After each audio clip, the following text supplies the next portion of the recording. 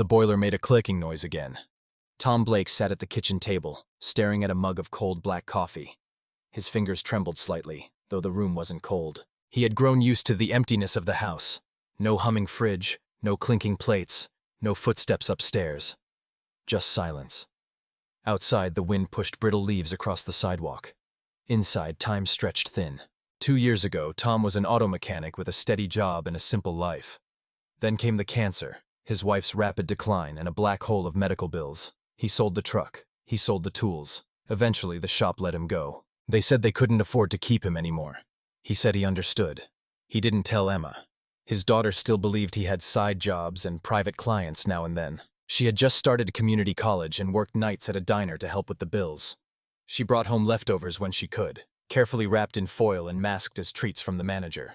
But Tom hadn't eaten in 2 days. His fingers traced the grain of the table. It was the same table where they once played Monopoly as a family, where his wife taught Emma how to braid dough, where birthdays had been celebrated with homemade pies. Now it was just wood and ghosts. A knock at the door startled him. He opened it to find Ryan Miller, their neighbor from across the street. Ryan was in his 40s, a former Marine with restless eyes and a quiet way of speaking. "You all right, Tom?" Ryan asked, glancing past him into the dim hallway. "Yeah," Tom lied. Ryan hesitated. "Some folks are saying the grocery's been throwing out decent stock at closing. You know, if you're ever—" "I'm fine," Tom said, firmer. Ryan nodded slowly. "Just, people do what they gotta do, you know? Sometimes lines get blurry when you're starving. Doesn't make you a criminal. Just means you're human." After Ryan left, Tom closed the door and leaned his forehead against the wood. The words looped in his head like static. Sometimes lines get blurry when you're starving. Later that night, he opened the drawer where the old toy gun had been buried for years. A leftover from Emma's childhood. Black plastic, scuffed barrel. From a distance, in the right light, it looked real. He stared at it a long time. Then he slipped it into his coat pocket. It was just past 8 in the evening when Tom Blake stepped into Green's Market. The bell above the door gave a tired jingle, too cheerful for the weight in his chest. The store was quiet. Dim fluorescent lights buzzed overhead. Shelves sagged with discount brand cans, off-brand cereal boxes, and dusty soup jars. The front freezer hummed. Tom took a slow breath and walked inside, his hands buried deep in the pockets of his worn coat. He knew this place well. Years ago, he'd fixed the owner's delivery van, twice, and refused payment both times. "Just neighbors," he had said. That was before everything fell apart. Behind the counter stood a young woman, Brenda, in her mid-20s with chipped nail polish and earbuds poking from her hoodie. She glanced at Tom, gave a nod, and went back to scrolling on her phone. Tom wandered through the aisles. He wasn't sure what he was doing. There was no plan beyond walk in. He picked up a loaf of bread, then put it back. Picked up a can of beans, turned it in his hand, then set it down again. His heart pounded hard, loud in his ears. He reached the cooler, took a bottle of milk, thought about Emma, how she used to drink it straight from the jug when she was little. She always laughed after, knowing it annoyed her mother. He clenched his jaw. "Need help with anything?" Brenda called from the counter, half glancing up. Tom shook his head. "Just looking." She nodded absently and turned the volume up on her phone. Then something shifted. A door opened behind the counter. The back room. Out stepped Carlos Green. He was in his early 50s, solidly built, with a salt and pepper beard and kind eyes that had once seen too much. He wore an apron stained with flour and grease. His sleeves were rolled up. He stopped mid-step when he saw Tom. There was a beat of silence. "Tom?" Carlos said, his voice low, uncertain. Tom froze. Carlos looked down, noticed the shape in Tom's coat pocket. He didn't move, just looked. Tom stepped forward, slowly, his throat dry. The toy gun weighed 1,000 pounds. He didn't draw it. He couldn't. Brenda hadn't noticed. She was bobbing her head to the music, oblivious. Carlos raised a hand gently. "Why don't you come with me to the back?" he said, voice calm. "Just for a second." Tom hesitated. Carlos gave him a look. Not fearful, not angry. Just understanding. Tom nodded. They slipped through the back door, leaving Brenda unaware. The kitchen was warm and smelled like chili. Carlos shut the door softly behind them and turned to face him. "I know that coat," he said. "You used to wear it at the garage." Back when you fixed my brakes. Tom lowered his gaze. I didn't mean... I wasn't gonna... I didn't even take anything. Carlos looked him over. You hungry? Tom didn't respond.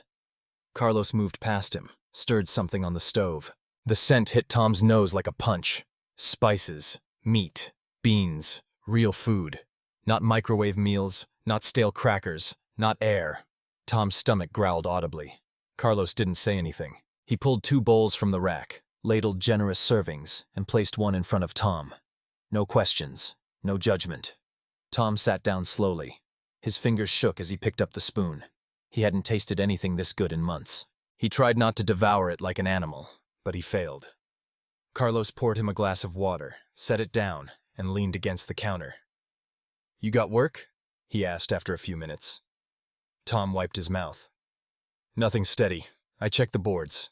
Leave applications. Nothing comes back. Not since... after the hospital bills. His voice cracked. I sold the van. Tools, too. Carlos nodded, arms folded. You didn't rob me, Tom. I was going to. No, you were scared. There's a difference. Tom looked away, ashamed. I brought a plastic toy gun like a coward. Carlos smiled faintly. If it was real, you wouldn't have hesitated. You just wanted to feed someone. My daughter. She doesn't know. Carlos stayed silent for a while. Then he spoke. We're not that different, you and me. Tom blinked at him. Carlos leaned forward. You know I was inside once? 15 years ago. Armed robbery. I was younger, stupid. Thought I needed to act tough to survive. When I got out, no one would hire me. So I opened this place. Took every cent I had. Still fighting for it. Tom stared. He had never known. Carlos continued. So when I say I get it, I mean I get it. You hit a wall so hard you start thinking sideways. Tom rubbed his eyes. I didn't want it to go this far. But it did. A long silence settled between them. Carlos spoke again, softer now. You want to take some food home? Real stuff. For her. Tom shook his head. I can't pay. I didn't ask you to. Still, Tom didn't answer. Carlos walked over to the pantry, pulled down a grocery bag, and began to fill it with staples. Bread, milk, eggs, peanut butter, even fruit. He placed it on the table beside Tom. You take this, no strings. If you want to work it off, come tomorrow. I open at 7. Sweep the floor, stock shelves, whatever. If not, just keep going, one step at a time. Tom stood slowly. His voice was quiet. I'll be here. 7 sharp. Carlos nodded. Good. As Tom left, bag in hand, he passed Brenda, still behind the counter, still oblivious. The cold night slapped his face, but inside his chest was something else now. Not warmth exactly, but not the same hollow chill either. Just enough to keep walking. The next morning, the sky hung low and gray, promising snow but delivering nothing but cold wind. Tom arrived at Green's Market just before 7, his coat zipped all the way up, gloves too thin for the temperature. He stood outside the door for a few seconds, breathing into his hands, before pushing it open. Carlos was already there, unpacking boxes in the back. He looked up when Tom stepped in, gave a small nod. No words. Tom moved behind the counter and began stacking soup cans. The work was simple, mindless in a way that helped silence the anxiety rattling in his brain.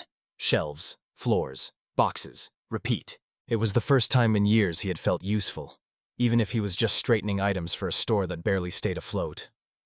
By 10, Carlos handed him a sandwich and a cup of instant coffee. They sat together on crates in the back room. I didn't sleep much, Tom admitted, tearing a piece of the sandwich. Kept waiting for a knock on the door. Cops or someone else. Carlos shrugged. No one's coming. Brenda didn't see anything. You didn't take anything. As far as I'm concerned, nothing happened. Tom stared at him.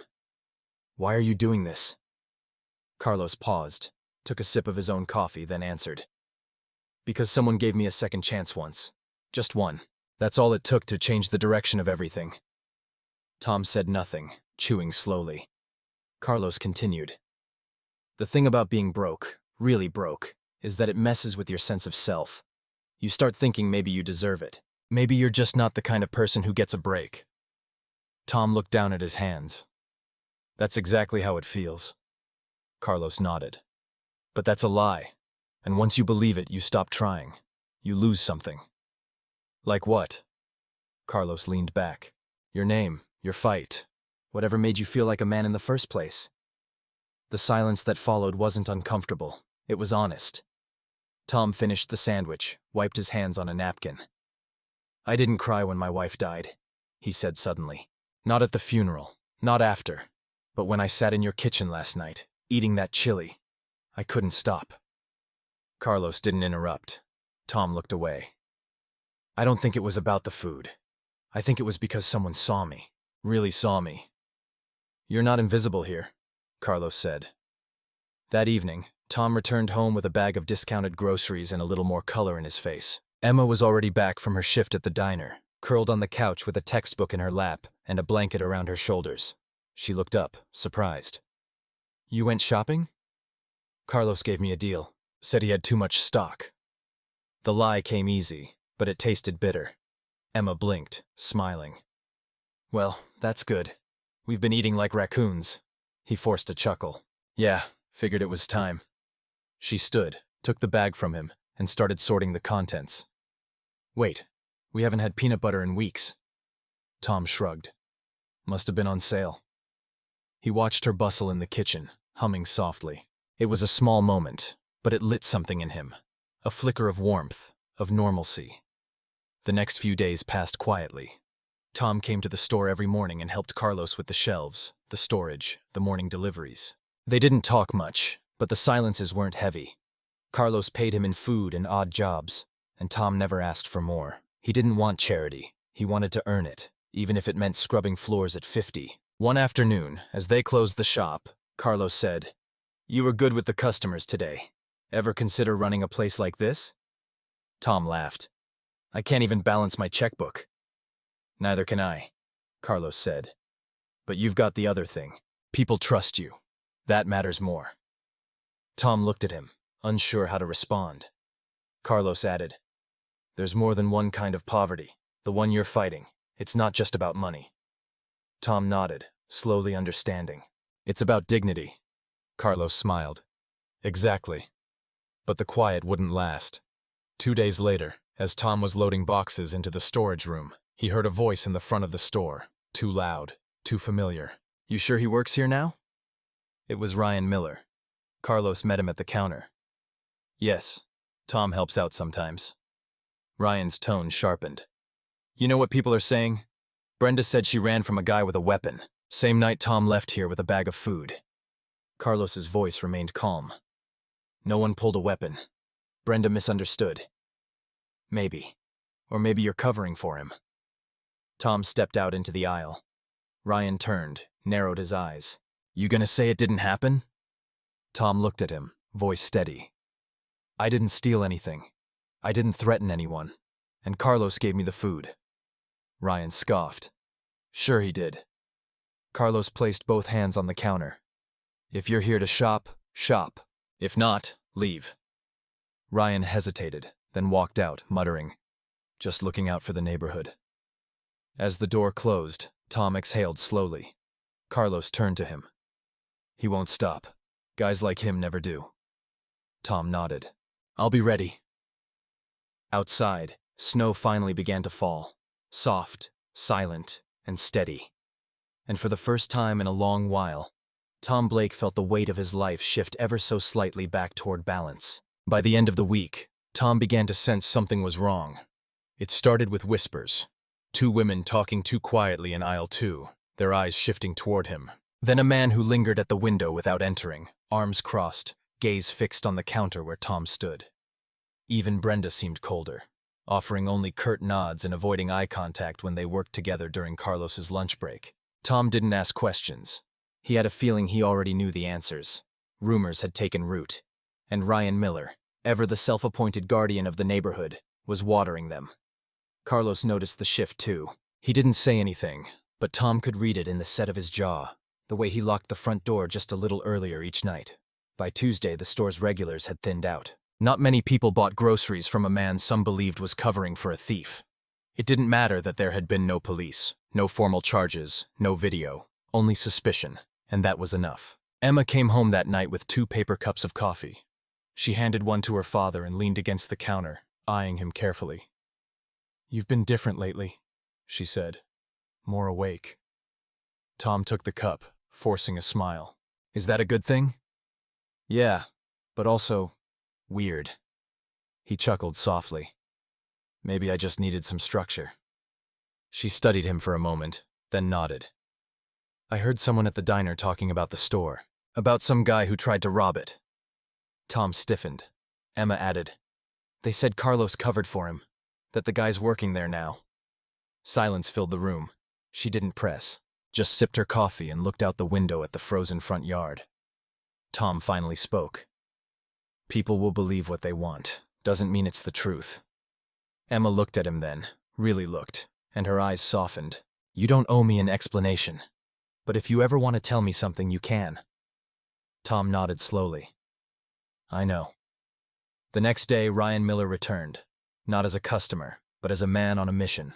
He stood outside the market with his phone out, angling it toward the door. Tom spotted him through the front window. At first he thought Ryan was just texting, until he saw the red recording light. He was filming. Carlos came up beside Tom. "Ignore him." "He's filming me," Tom said quietly. "He wants a reaction. That's all." Tom stared out the window. "He's going to post it. Frame it however he wants." Carlos put a hand on his shoulder. "Let him. The truth doesn't need to shout." But Tom wasn't so sure. The truth felt like a whisper these days, drowned out by anger, by judgment, by a single viral clip. That night, it happened. A video surfaced on a local neighborhood forum. The title read, "The man who robbed Green's Market now works there. Welcome to our town." The footage was grainy, just Tom through the window, stacking boxes, but Ryan's voice narrated with icy clarity. "This is Tom Blake. 2 weeks ago, he came into Green's Market with what looked like a gun. Witnesses say he threatened staff and walked out with free food. Now he's behind the counter. And the owner says it's all just a misunderstanding. You be the judge." It spread like frost overnight. By morning, the store phone rang non-stop. Carlos ignored every call. Tom didn't show up that day. He couldn't. He sat in his kitchen, staring at the screen of his daughter's old laptop, watching the video loop again and again. He didn't speak. He barely moved. Just watched as strangers typed words beneath the clip. Disgusting. So typical. Where are the cops? He should be locked up. Each word chipped at him like a chisel against stone. Carlos came to the house that evening. He brought stew in a large container and a silence that spoke of exhaustion. Tom opened the door, looking older than he had a week ago. "I didn't think you'd come," he said. Carlos stepped inside. "I don't scare easy." They sat across from each other at the table. Tom barely touched the food. "I should have left," Tom said. "The second this started. I'm ruining your business." "You're not. I'm a charity case." Carlos looked at him hard. "No, you're not. You showed up every day. You worked. You never asked for anything. People like Ryan don't care about facts. They care about control." Tom shook his head. "Doesn't matter. Everyone's already chosen a side." Carlos leaned forward. "So what? Let them. We know the truth. That's enough." Tom looked at him, voice hollow. "Is it?" Carlos sighed. "It has to be." Later, when Carlos left, Emma sat beside her father. "I saw the video," she said. He didn't respond. "You know what I think?" she said after a while. "I think most people would have done what you did. Maybe worse." He looked at her, eyes red. "I never wanted you to find out." "I'm glad I did," she said, "because now I understand what it really means to fight. Not with violence, with pride, with silence, with survival." He swallowed hard. She placed her hand on his. "You're still my father." "That hasn't changed." Tom finally let the tears fall. Not out of shame this time, but from something else. Something quieter. Something like release. Outside, snow blanketed the street. The town was still. But inside the Blake house, the silence had changed. It was no longer empty. It was full of something harder to name, but real. For the first time in weeks, Tom didn't wake with purpose. No alarm, no reason to rise, no floor to sweep or boxes to unload. The store was closed for the day. Carlos had made that decision after 3 threatening phone calls and someone spray painting the word liar across the storefront window during the night. Tom saw the photo on his phone, a blurry shot Carlos had sent him just after dawn. No words, just the image. He lay in bed until noon, not asleep, just motionless. Every noise in the house felt sharper now. The refrigerator cycling, the wind against the window panes, a dog barking blocks away. Sounds that once faded into background had become reminders of stillness, of failure. Emma had left early, her waitress uniform folded into a bag, her face unreadable. She hadn't spoken much since watching the video. Not out of anger, but something else. Something like sorrow. Not for herself. For him. By mid-afternoon, Tom found himself outside, walking without aim through the frozen neighborhoods of their town. His hands were shoved deep in his coat pockets, head down, breath fogging before him. He passed houses he'd once worked on, gutters repaired, engines fixed, snowblowers tuned. Now those same people looked past him on the street, or worse, didn't look at all. He didn't belong anywhere anymore. At the edge of town stood a hardware store that had once hired him for small repairs. He paused in front of it. The neon open sign flickered weakly in the window. He walked in. Behind the counter was a man named Earl, a square-jawed, slow-speaking type who'd known Tom from better years. Earl looked up, frowned, then stepped forward. "Tom, heard some stuff." Tom met his gaze, steady. "It's not true. Not how they say." Earl nodded slowly. "People say a lot of things." There was a pause. "I'm not here to ask for work," Tom said. "Didn't think you were." Tom took a breath. "Just wanted to see what it felt like to walk into a place and not be hated." Earl scratched the back of his neck. "You're not hated, Tom. You're doubted. It's different." Tom nodded. "Not sure that's better." He left with nothing but the sound of the door closing behind him. Back at the house, Emma returned late, her shift etched across her face in fatigue and grease-smudged clothes. She dropped her bag near the couch, sat beside her father, and handed him a napkin-wrapped sandwich. "Grill guy made extras." Tom unwrapped it, nodded thanks. They ate in silence. After a while, Emma said, "I don't care what they think. I don't." Tom looked at her. "But it matters. In the real world, it matters." She turned toward him. "Only if we let it. I didn't want you to grow up with a criminal for a father." She smiled sadly. "I didn't. I grew up with a father who refused to give up, even when everything told him to." He stared at her. "You sound like your mom." "I hope I do." They didn't talk for a long time after that. Just sat in the low hum of the living room, where a single lamp lit the room, and the snow outside drifted down in slow spirals. At Green's Market, Carlos cleaned the spray paint off the window himself. He didn't bother with gloves. Let the cold bite his hands and the chemicals burn his skin. Inside, the store was too quiet. He moved through the aisles, straightening what didn't need straightening, checking dates on soup cans he'd already checked that morning. He thought of closing it for good, of selling what little remained and moving on. But then he thought of Tom, and how the man had looked when he came through the back door that first night. Gaunt, trembling, defeated, and how he'd returned the next morning anyway. People like that didn't give up, and maybe neither should he. The next day, Carlos opened the store again. Tom came at 7. Carlos said nothing, just handed him a rag and pointed to the corner where the heaters always gathered dust. By 9, 2 customers came in. One bought milk, the other browsed and left. But by noon, someone else stepped in. A woman Tom recognized from a church food drive he had once volunteered at years ago. She smiled at him, warm but unsure. "Carlos said you were here," she said. Tom nodded. She handed him a $10 bill and a list. "Just grabbing a few things for the house." He packed her bag. She left without a second glance. It wasn't much, but it was something. At home that night, Tom sat at the kitchen table, staring at an envelope Emma had placed in front of him. Inside was a flyer. Student fundraiser night, community aid and stories of survival. Below that, in smaller print, anonymous speaker, a local story of dignity in the face of hunger. Tom looked up. Emma was quiet, biting her lip. "I didn't name you," she said, "but I told them the truth. About a man who almost broke, who didn't, and who found help when he least expected it. Tom's throat tightened. "Why?" he asked. She met his eyes. "Because someone out there is where you were. And maybe they need to know they're not alone." That night, Tom couldn't sleep. The wind howled through the branches outside, but he lay awake not from fear, this time from something else. Resolve.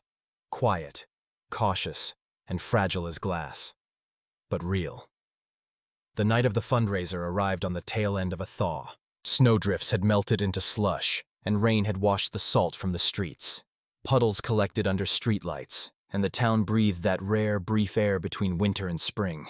Damp, heavy, and expectant. Tom stood in the back of the college auditorium, fingers curling into the edge of the doorframe. The room was dim, the stage lit with soft white lamps. Fold-out chairs lined the space, nearly all filled. Emma was near the podium, holding a stack of note cards and offering quiet smiles to the attendees. He had said he wouldn't come, and yet here he was. He hadn't dressed up, just wore his cleanest shirt and jacket. His shoulders still hunched unconsciously, like he expected someone to recognize him, to point and whisper. But no one did. Instead, they listened. First, a woman from a shelter spoke about food insecurity. Then a retired teacher told a story about nearly losing her home after her husband's death. The crowd clapped softly, respectfully. Then Emma stepped to the microphone. Her voice was clear, steady. "A few weeks ago," she began, "someone I know faced a choice no one should have to make. A choice between starving quietly or doing something desperate to survive."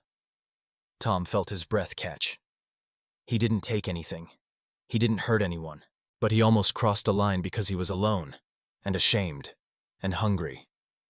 Emma scanned the crowd, pausing just long enough for the silence to become weight. He was helped by someone who remembered what it's like to fall, not because of weakness, but because the world gave up on him first. Tom's throat tightened. He got back up. That's the story. That's the miracle. Not because he was strong, but because someone gave him one small moment of grace. Applause rose around her. A few people stood. Tom didn't move. He couldn't. Not yet. The next morning, Tom returned to Green's Market. It was just after sunrise. The sky was pale gold, and the air smelled like wet earth and thawing stone. Carlos was already there, unlocking the front door. He glanced over his shoulder. "Didn't think I'd see you this early." Tom shrugged. "Figured someone should mop before the bread guy shows up." Carlos stepped back, letting him in. Inside, the lights flickered on. Warm. Familiar. Carlos leaned against the counter. Emma's speech was something else. Tom nodded. "She didn't tell me she was going to do that. She didn't have to. She told the truth." Tom looked at the shelves. "I'm not good at people, or being seen." Carlos handed him the mop. "Doesn't matter. You showed up. That's more than most." Tom started cleaning. The rhythm felt grounding, simple, like stitching a torn seam one loop at a time. Later that afternoon, as the lunch hour came and went with a trickle of customers, a man entered the shop. Tall, buzz-cut, stiff shoulders. Ryan Miller. He walked slowly through the aisles, picked up a bottle of soda, and came to the counter. Carlos didn't flinch. Tom stood beside him, arms folded. Ryan placed the soda down. No one moved. He cleared his throat. "Saw the fundraiser online." No reply. Ryan scratched his neck. "Didn't realize it was that bad." Carlos looked at him evenly. "It was." Ryan nodded once. "Guess I made it worse." Tom didn't speak. He just watched the man who had nearly destroyed his second chance hesitate, uncertain. Ryan reached into his coat, pulled out a crumpled $20 bill, and placed it beside the soda. "Keep the change." He turned and left. Silence lingered. Carlos looked at the bill, then at Tom. "World's changing." Tom gave a small smile, or maybe just tilting back a little. That evening, the store stayed open past closing. Emma stopped by after her shift. Carlos gave her a paper bag of bruised fruit and expired chocolate bars she could give out to other students. The three of them stood in the store's back room, drinking instant coffee under humming lights. No one said anything profound. No one had to. Weeks passed. The rumor faded like all rumors do, replaced by newer gossip, louder controversies. A man fixing his life was not news, and eventually, it didn't need to be. Tom never became the manager of the store. He didn't ask for raises or recognition, but he stayed, reliable, early, kind. The customers returned. Some even greeted him by name. Sometimes he still woke in the middle of the night, heart racing, fear coiled in his chest like smoke. But now there was something to fight it. Memories of warmth, of dignity returned. Emma finished the semester and applied for a journalism program. Carlos expanded his store's offerings, adding a tiny coffee bar with mismatched stools and a corkboard for community notes. And Tom? He began fixing things again. Not cars, not for money, but small things. A broken toaster for an old woman across the street. A bent garden rake for the boy who bagged groceries on Saturdays. A squeaky door hinge in the back of the store. Each repair was a reminder that even when the world broke a man, piece by piece, he could still put things back together.